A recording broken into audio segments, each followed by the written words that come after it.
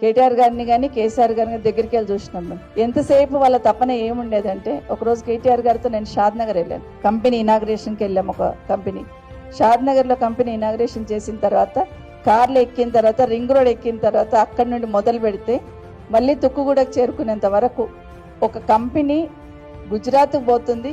ఆ కంపెనీ గుజరాత్కు పోవడానికి వీల్లేదు.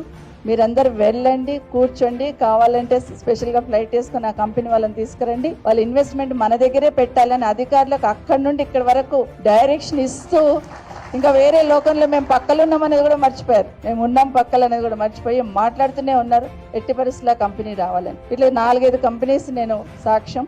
పెద్ద పెద్ద కంపెనీస్ ఏ ఉన్నా కూడా ఒక మంచి వస్తువు కనిపిస్తే నా ఇంట్లో ఉండాలనేది తాపత్రయపడతాము. ఎక్కడ ఏ పెద్ద కంపెనీ ఉన్నా భారతదేశంలో కంపెనీ ఇన్వెస్ట్ చేయడానికి వస్తున్నారంటే అది తెలంగాణ రాష్ట్రంలోనే రావాలనే ప్రయత్నం కేటీఆర్ గారు చేశారు. అది చాలాసార్లు చూశాను. ఇప్పుడు అంతేందుకు మనం హైదరాబాద్ చూస్తున్నాం. గతంలో మనం రింగ్ రోడ్ దిగగానే ఎట్లుంటుంది, ఇప్పుడు మనం రింగ్ రోడ్ దిగానే హైదరాబాద్లో ఉన్నట్టుందా? ఎక్కడ చూసినా ఫ్లైఓవర్లు, స్కై ఓవర్లు అన్నట్టు అన్ని చూస్తూ ఉన్నాం. బట్ ఒక విజన్తో కేసీఆర్ గారి నాయకత్వంలో ఒక విజన్తో డెవలప్మెంట్ ఎట్లుండాలనేది గతంలో కేటీఆర్ గారు చేసిన విషయాన్ని మనం గమనిస్తున్నాం.